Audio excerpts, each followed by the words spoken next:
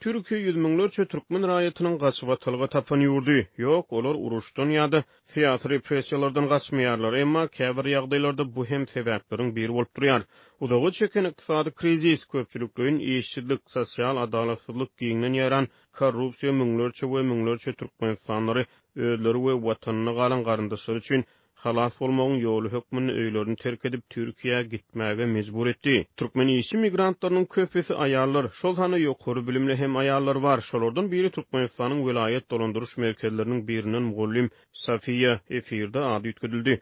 Ol azatlyk bilen söhbetdeşlikde mektebinäki işini taşlap gazanç üçin gitmek kararyna nädip we näme üçin gelenligi barada gurrun berdi. Meniň adym Safiýa, men Türkmenistanyň raýaty, hünäri mugallim. Türkmenistanyň vilayetlerining birinde orta mektep muallimi bolup işledim.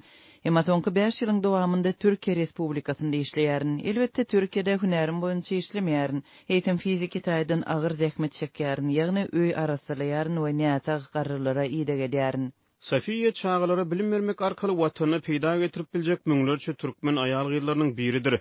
Ýöne ýurdunaky ykdysady kynçylyklar we adalatsyzlyk onuň özüne we beýleki mugallim kardeşlerine bildiren äsirmezlik, umysyzlyk duýgusyny artdyrdy. Ilki bilen ýurtdan çykmak kararyma mugallimleriň mertebesiniň kemsidilmegi mundan beýleki mugallimleriň sanynda ýurdun prezidentiniň saýlanmagyna täsir eden jinaýat işlerine gatnaşmak islemezligim uly täsir etdi. Ikinji sebäp ýaşaş çaý meselesini çözmek üçin şertleriň ýoklugy.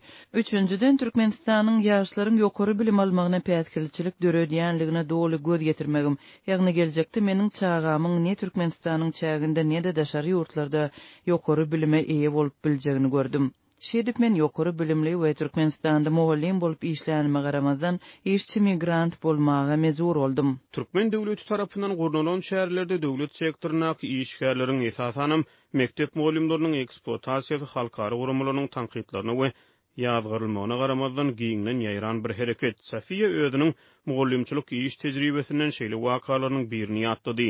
Safiýanyň göwrelik döwründe ol okuwçylar bilen birlikde sowuk howada şäher merkezine çykarylyp täzeýil agazynyň töweregine ýöremäge mejbur edildi.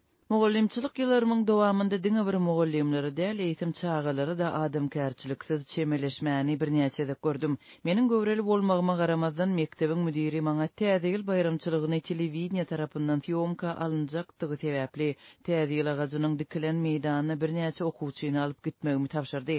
Meýdana gelenimizde howa gaty sowuk bolanlygyna seretmezden çağalaryň eginlerinden kurtka, palto, ellik şapka we ýaglyklar aýryldy. Olara haýwan şekilli maskalar berildi we çağalar el tutuşup täzeýil agazynyň daşynda aýlandylar. Şol ýerde meýdançyda bir meňzeş gara palto we şapka giyinen erkekleriň toparyny gördüm. Olar bu çäranyň syomka alynmagyna syn edýärdiler. Biz mugallimler bir gapdalda durup sowukdan ýaňa dodoklary ýem gök bolup gaty titriýän doňan çağalara syn etdik. Meniň getiren okuwçylarym ylgap gelip sowukdan zeýrenip başladylar. Men okuwçylaryma destine paltolaryny giydirdim. Demim we ellerim bilen olaryň ellerini we ýangaklaryny gyzdyrjak boldum. Şol pursatda syomka geçirilmesine syn edýän erkekleriň biri meň ýanyma geldi. Ol gaty gaharlandy, maňa gygyrdy we çağalara palto giydirmezligimi we olary gyzdyrmazlygymy talap etdi. Şeýle hem ol haýsy mektepde işleýänligimi sorady. Men oňa mektep belgesini berdim. Safiýanyň 10 ýaşyna okuwçylaryna bolan rehimdarlygy oňa iş ýerine kynçylyklar döretdi. Çağalara daşky eşik giymäge ruhsat berenlik üçin oňa gygyran adam bu kynçylyklaryň döremegine ýardam etdi. Ertesi ikinji smena gutarandan soň mektebiň müdiri ýygnak geçirdi. Müdiriň gahary çäksizdi. Bu ýygnakda mektep müdiri maňa hapa sözler bilen gygyrdy. Men ol sekerdeşlerimiň öňünde durup agladym. Ol özüni taklap bilmedi we çağalara palto giydirenim we olary ýyladanym üçin maňa käýedi.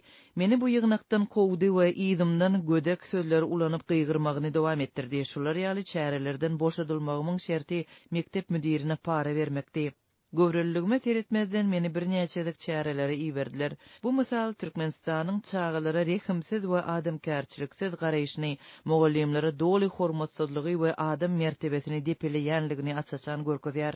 Mugallimler syýasy maksatlar üçin ulanylýar. Mysal üçin saýlaw wagtyna saýlanylmaly dalaşkar üçin ses berýär. Mundan başga da mugallimler ýurdun prezidentini saýlamak işine işçen gatnaşdylar. Moğolyumlar işini yitirmekden gorkup bülletenleri galplaştırmagy we Gurbanguly Berdimuhammedowyň adyny bellemäge razy bolup köp mukdarda bülleten atýardylar. Azatlyk şu ýylyň mart aýynda geçirilen prezident saýlawlaryna saýlaw uçastoklary gurnulan mekdepleriň mugallimläriniň esasy dalaşgaryň peýdasyny bülletenleri nädip galplaşdyranlygy barada habar berdi.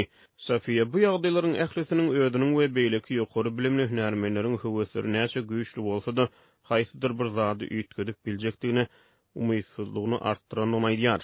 Yaş hünärmenler üçin indiki mesele aýratyn ýaşaýyş jaýyny edinmekdir. Jaý satyn almak mümkinçiliginiň ýokdugyny aýtmak has dogry bolar. Sebäbi aýlyk hakynyň köp möçberi iş ýerinde ýolbaşçylara para bermek üçin sarp edilýär.